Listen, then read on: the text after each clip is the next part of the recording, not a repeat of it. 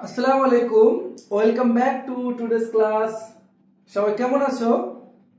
আমরা আমাদের ফাউন্ডেশন কোর্সে ছিলাম। ফাউন্ডেশন কোর্সে মোট 10টি ক্লাস হয়েছে এবং 10টি ক্লাস শেষ করে আমরা ফাউন্ডেশন কোর্সের লেভেল 1 শেষ করেছি।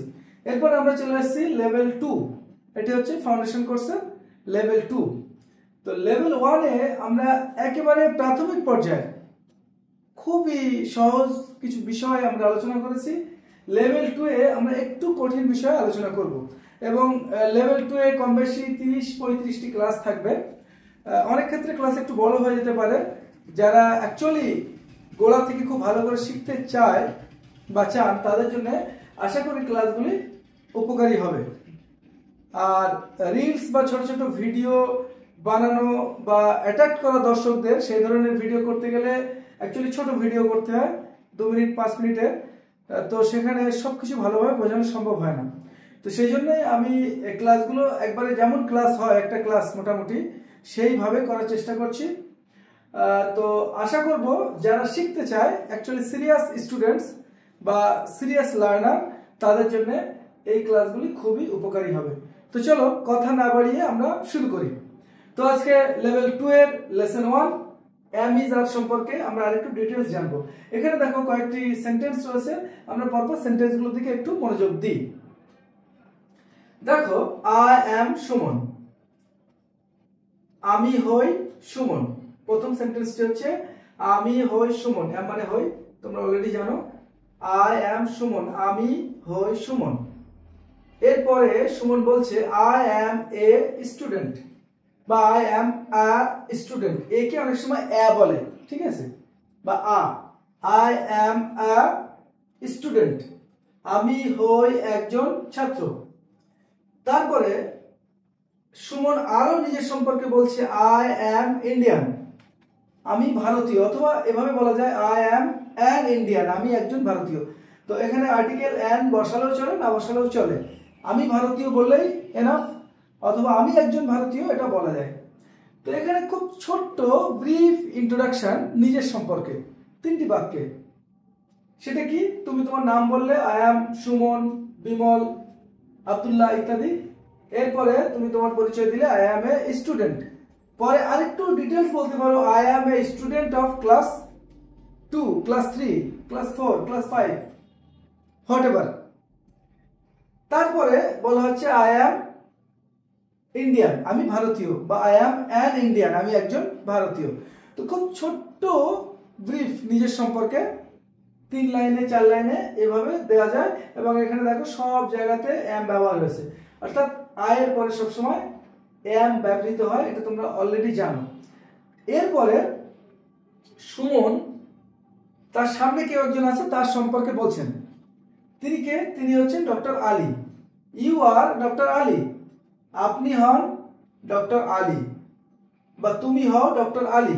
ইউ আর এ ডক্টর, আপনি একজন ডাক্তার। You are a gentleman, you are a gentleman. তো এখানে তার সামনে কোন একজন ডাক্তার আছেন, তার সম্পর্কে তিনি বলছেন যে you are a doctor Ali, আপনি হচ্ছেন doctor Ali. You are a doctor, you are a gentleman.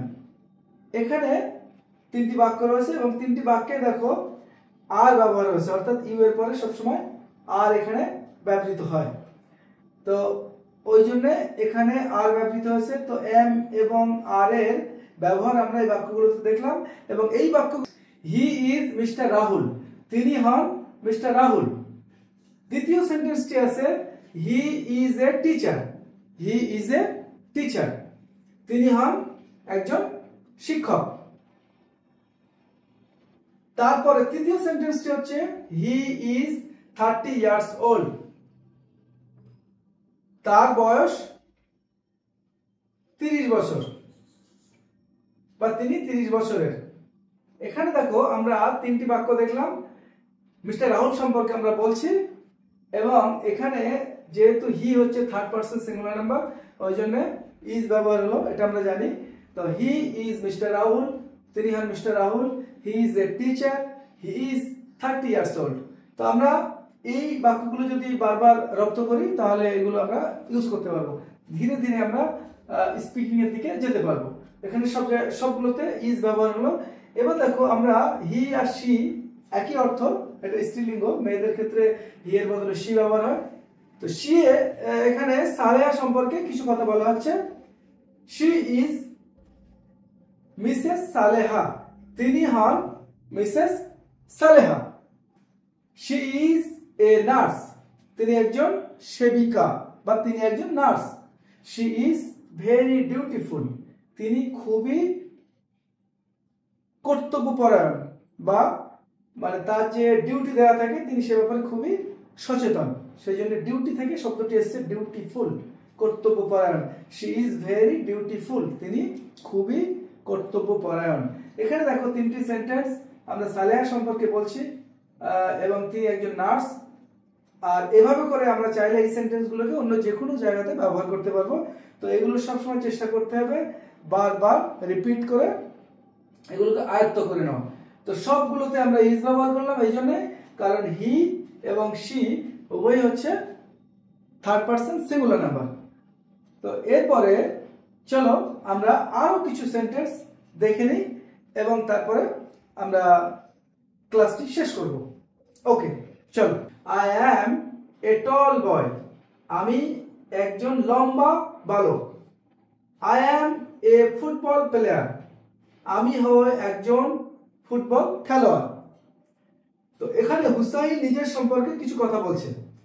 এখানে তুমি হুসাইনের জায়গায় নিজের নাম বসিয়ে নিজের মতো করে অনেক কিছু বলতে পারো এবং এই বাক্যগুলো হুবহু ইউজ করতে পারো নিজের বিভিন্ন প্রয়োজনে। তো প্রথমে এই বাক্যগুলোকে আমরা বারবার রপ্ত করে নেব, আমি যেটা বারবার বলছি পুরো ক্লাস জুড়ে। এরপরে দেখো হুসাইন আর একজন সম্পর্কে কিছু কথা বলছে। সে কে? সে হচ্ছে অমল। হি ইজ অমল, সে হয় Amal. He is a thin boy, সে একজন রোগা বালক। তো এখানে দেখো টলের বিপরীত থিন, তো হুসাইন হচ্ছে মোটা আর অমল হচ্ছে পাতলা রোগা। He is also a football player, সেও একজন ফুটবল খেলোয়াড়। এই যে সে ও, আমি ও, এই জন্য অলসো ব্যবহার করা হয়, মানে আরও, আমি ও, এই যে বলি না আমরা, তো সেই জন্য এখানে অলসোর অর্থ হচ্ছে যে সে ও একজন ফুটবল খেলোয়াড়। He is also a football player. We are good friends, আমরা ভালো বন্ধু। তো এখানে দেখো হুসাইন তার নিজের সম্পর্কে এবং অমলের সম্পর্কে, দুই বন্ধুর সম্পর্কে একটা ব্রিফ, খুব সংক্ষেপে একটা ইন্ট্রোডাকশন দিল যে তারা কারা, তাদের নাম কি, তারা কি করে এবং তাদের সাথে সম্পর্ক কি। তো দেখা গেল তারা হচ্ছে দুজন বালক, তারা ফুটবল খেলে, একজন মোটা একজন পাতলা রোগা এবং তারা দুজনে খুব ভালো বন্ধু। তো এভাবে করে আমরা যদি এই ধরনের সেন্টেন্সগুলো বারবার রপ্ত করি এবং ইউজ করি, ব্যবহার করি আমাদের দৈনন্দিন জীবনে, তাহলে বন্ধুদের মধ্যে কথাবার্তার ক্ষেত্রে আস্তে আস্তে আস্তে আস্তে কিন্তু আমাদের স্পিকিং যেটা সেটা বাড়তে থাকবে। ওকে, তো এখানে ব্যবহার হলো কি কি দেখো, আয়ের পরে অ্যাম হয় সবসময়, তো তিন জায়গাতে অ্যাম হলো। হি শি এর পরে সবসময় ইজ হয় যেহেতু থার্ড পারসন সিঙ্গুলার নাম্বার। আর উই এটা হচ্ছে কি, এটা হচ্ছে প্লুরাল নাম্বার। প্লুরাল নাম্বারের ক্ষেত্রে অর্থাৎ বহুবচন হলে যেই পার্সনই হোক, ফার্স্ট পার্সন, সেকেন্ড পার্সন বা থার্ড পার্সন যাই হোক না কেন, সেটা সব সময় আর ব্যবহার হয়, ওই জন্য উই আর হয়ে গেল এখানে।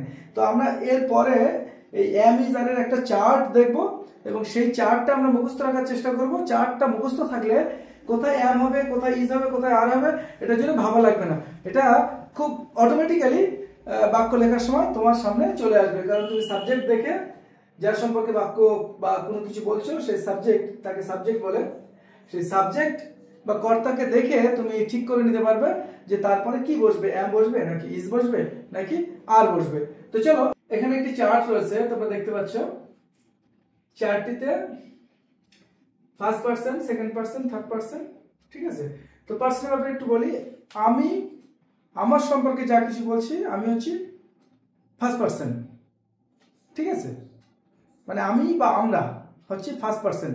আমার সামনে যারা আছে তুমি বা তোমরা, এটা হচ্ছে সেকেন্ড পার্সন, অর্থাৎ আমি, আমরা, অর্থাৎ আই, উই, এগুলো হচ্ছে ফার্স্ট পার্সন। আমার সামনে যারা বসে আছে বা দাঁড়িয়ে আছে, আমার সামনে যত অডিয়েন্স আছে, তোমরা স্টুডেন্ট আছো, তোমরা সবাই হচ্ছে আমার হিসাবে সেকেন্ড পার্সন, আবার তোমার হিসাবে আমি হচ্ছি, তোমাদের হিসাবে আমি টিচার, আমি হচ্ছি সেকেন্ড পার্সন।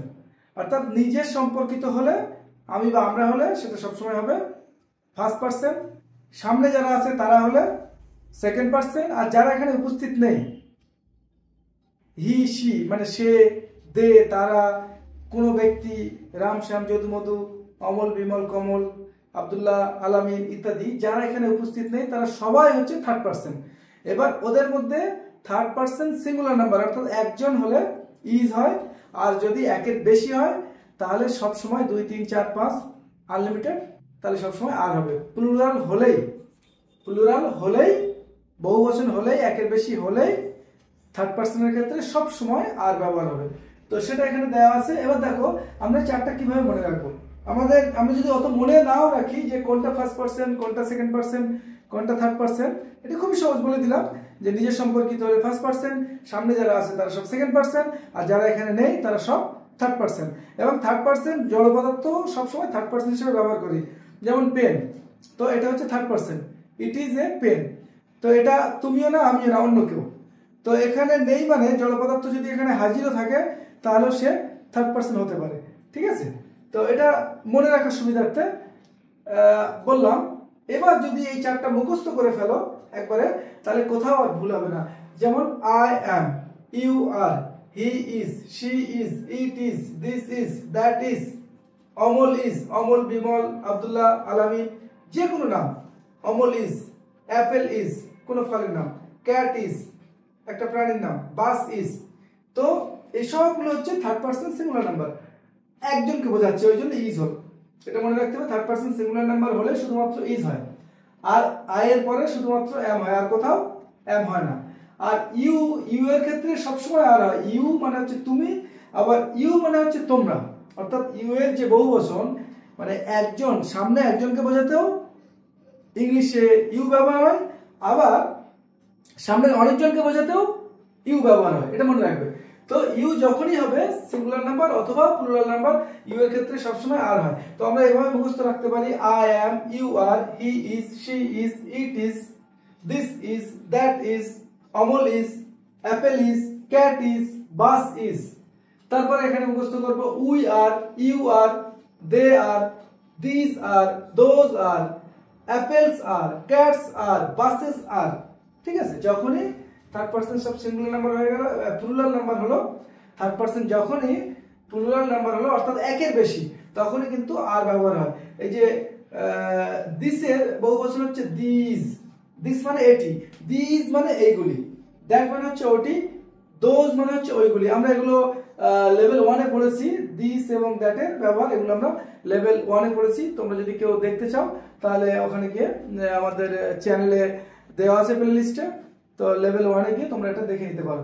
ঠিক আছে, তো এটা একেবারে মুখস্থ করে ফেলতে হবে যাতে কোনোভাবেই আর ভুল না হয়, এবং পুরোটাই তোমার সাবজেক্ট যেটা আসবে দেখে তুমি বুঝতে পারবে যে এখানে অ্যাকচুয়ালি কি ব্যবহার হবে, এবং এটা ইউজ করতে করতে, ব্যবহার করতে করতে বাক্যের মধ্যে এগুলো একবারে তোমার মনে করাই লাগবে না, কোনো কষ্ট করাই লাগবে না, তুমি তোমার মনে আত্মস্থ হবে। ব্যাপারটা এরকম না যে আমরা এটা একবার পড়লাম আর এটা হয়ে গেল। এটা কিরকম, এটা হচ্ছে ওই একটা পাখিকে পোষ মানানোর মতো। তুমি একদিন গিয়ে পাখিকে কিছু জঙ্গলে খাবার দিলে আর সে তোমার পোষ মেরে যাবে, তোমার হাতে চলে আসবে, ব্যাপারটা এরকম না। তোমাকে দীর্ঘদিন ধরে একটা বনের পশু বা পাখিকে যত্ন করতে হবে, খেতে দিতে হবে, আদর করতে হবে, তার সঙ্গে সম্পর্ক তৈরি করতে হবে, সময় দিতে হবে। এরপরে আস্তে আস্তে আস্তে আস্তে সে তোমার সঙ্গে স্বাভাবিকভাবে মিশতে শুরু করবে। ভাষাও ঠিক সেরকম, ভাষার সঙ্গে তোমাকে সময় দিতে হবে, বারবার একই জিনিস পড়তে হবে, বলতে হবে, লিখতে হবে, ওর সঙ্গে চলতে হবে। এরপরে দেখবে যে ভাষা তোমার আপন হয়ে গেছে, তখন ভাষা আপনা আপনি তোমার মুখ দিয়ে বেরোচ্ছে। তখন এই ভাষা, তখন ইংলিশ তোমার জন্য বোঝা হবে না, বরং ইংলিশ তোমার কাজগুলোকে আরো সহজ করে দেবে। শুধু ইংরেজি না, যে কোনো বিদেশি ভাষা, ইংরেজি, আরবি বা চাইনিজ বা অন্য যে কোনো ভাষা, সব ক্ষেত্রে এটা প্রযোজ্য। তো আজকে এতটুকুই, আশা করি এটা তোমাদের ক্লিয়ার হয়েছে এই লেভেলে। ইনশাল্লাহ আমরা পরবর্তী লেভেলে আরো ডিটেলস জানবো। ততদিন তোমরা পরবর্তী ক্লাসে আমরা তোমাদের সঙ্গে আবার হাজির হব আরেকটি ক্লাস নিয়ে, আরেকটি লেসন নিয়ে। ততদিন পর্যন্ত তোমরা এগুলো ভালো করে রিভাইজ দেবে, ভালো করে পড়বে, এবং সুস্থ থাকবে, নিজের শরীরে খেয়াল রাখবে। তো আজ এতটুকুই, আল্লাহ হাফেজ। আজ এটুকুই, এরপর দেখা হবে পরবর্তী ক্লাসে। ততদিন তোমরা ভালো থাকবে, সুস্থ থাকবে এবং মনোযোগ দিয়ে পড়াশোনা করবে। আর বারবার এই ক্লাসগুলো রিপিটেডলি করার চেষ্টা করবে, যাতে করে এই ক্লাসে যা শেখানো হলো এটা যেন কখনো আমাদের কোথাও গিয়ে না আটকায়। আশা করি এইগুলো তোমাদের কাজে লাগবে। আল্লাহ হাফেজ।